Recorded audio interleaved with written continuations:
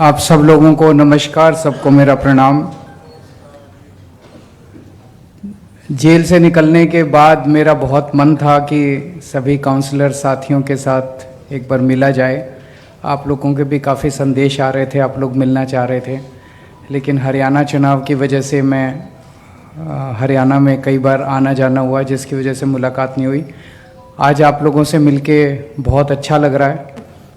और जैसा मनीष जी ने बताया, अंदर हम लोग टीवी पे, अखबार में आप लोगों की खबरें पढ़ते रहा करते थे, आप लोगों के संघर्ष के बारे में पढ़ते रहते थे। मेरे ख्याल से ये पिछला 2 साल जो बीता, ये शायद आम आदमी पार्टी के लिए बेहद कठिन समय था।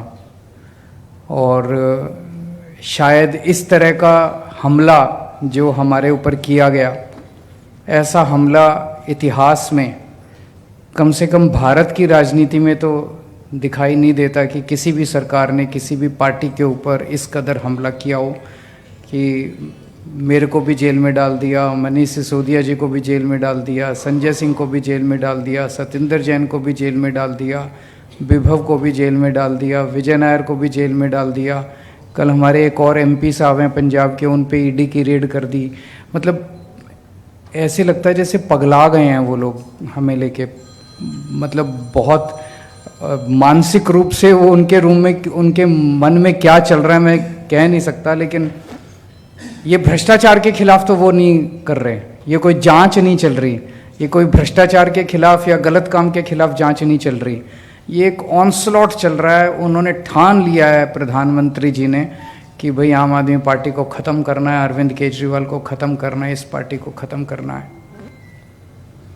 मैं हमेशा कहता हूँ मोदी जी बहुत ताकतवर हैं, मोदी जी के पास अथाह पैसा है, लेकिन मोदी भगवान नहीं है। और इस दुनिया में भगवान तो है कि नहीं है? और वो भगवान हमारे साथ है।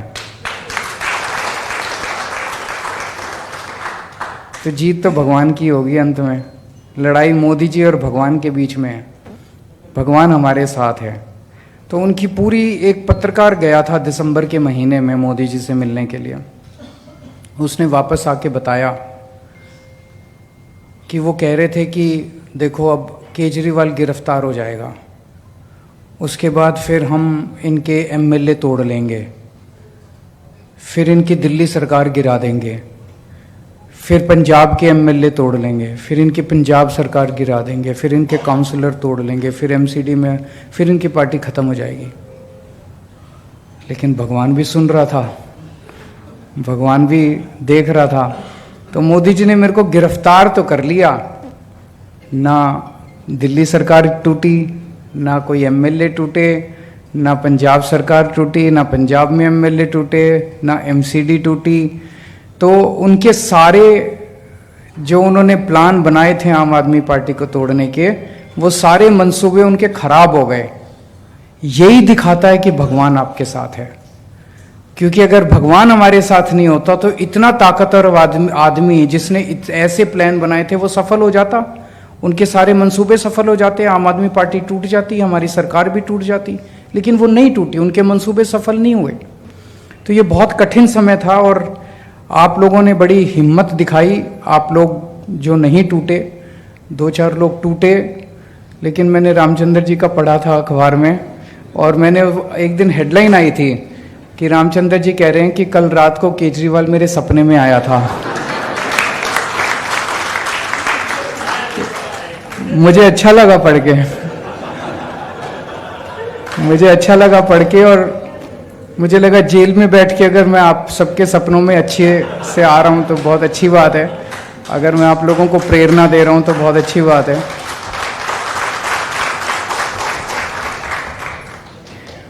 अभी गोपाल जी ने बड़ी अच्छी बात कही। मैंने वहाँ गीता बहुत पढ़ी, कई बार पढ़ी गीता, आप लोग भी पढ़ना, और बहुत प्रेरणा मिलती है और बहुत कुछ शांति मिलती है। जब आप बड़ी कठिन परिस्थिति में होते हैं तो उसमें समाधान मिलता है और आदमी को बड़ी शांति मिलती है। कठिन से कठिन समस्या को डील करने का एक तरीका, उपाय मिलता है। तो अभी गोपाल जी ने जो कहा वो बड़ी अच्छी बात कही कि सब दुखी हैं। जिसको टिकट मिल गई वो भी दुखी है, जिसको टिकट नहीं मिली वो भी दुखी है। टिकट मिलने के बाद चुनाव लड़ा, जो जीत गया वो फिर भी दुखी है, और जो हार गया वो फिर भी दुखी है। अब जो जीत गया वो सोच रहा है मेरे को एमएलए की टिकट मिल जाए। ऐसा नहीं कि जो एमएलए हैं वो सुखी हैं, वो भी दुखी हैं। अब एमएलए सोचता है मैं मंत्री बन जाऊं, जितने मंत्री हैं वो भी दुखी हैं।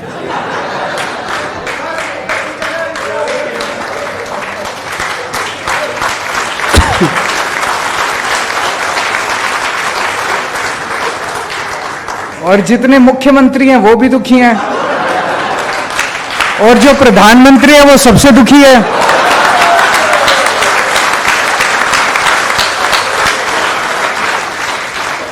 प्रधानमंत्री को समझ नहीं आ रहा है केजरीवाल को काबू कैसे करें, जबकि केजरीवाल एक छोटा सा आदमी है। तो सबसे इंपॉर्टेंट चीज जिंदगी में है खुश रहना, है कि नहीं है? बाकी सारी चीजें इंपॉर्टेंट नहीं है। लड़ते रहो जिंदगी में, कभी ये टिकट मिल जाए, कभी ये जीत जाए, कभी मंत्री बन जाऊं, कभी खुशी नहीं मिलने वाली। खुशी तो जो आज है, जैसा है उसी के अंदर खुशी मिलेगी। ये गीता की सबसे बड़ी।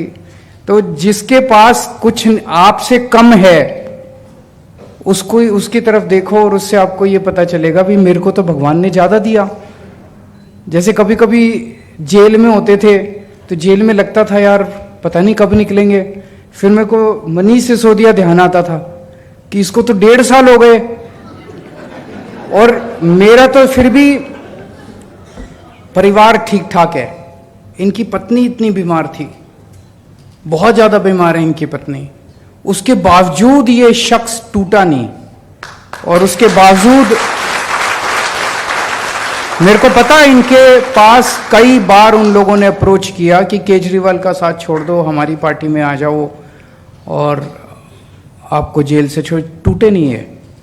तो इससे प्रेरणा मिलती थी। तो जिस व्यक्ति का संघर्ष आपसे ज्यादा है या जिस व्यक्ति को भगवान ने आपसे कम दिया है वो आपको प्रेरणा देता है, यार इससे तो ज्यादा ही मिला है मेरे को, खुश रहूं मैं। और जिस व्यक्ति के पास आपसे ज्यादा है, भगवान ने उसे ज्यादा दिया, उसकी तरफ देखो वो भी दुखी है। तो ये आपको प्रेरणा देता है कि ज्यादा हाय तौबा करने से खुशी नहीं मिलने वाली, सेवा करने से खुशी मिलेगी। केवल सेवा करो। जितनी खुशी आज जब हम लोगों से बात करते हैं, मेरे को सबसे बड़ा तो ये होता है जब अब ये बीजेपी वाले हरियाणा गए, हरियाणा में जाके वो कांग्रेस को गालियां दे रहे हैं। कुछ लोगों ने आम आदमी पर, अरे तुमने 10 साल हरियाणा में क्या किया वो काम गिनाओ ना अपने।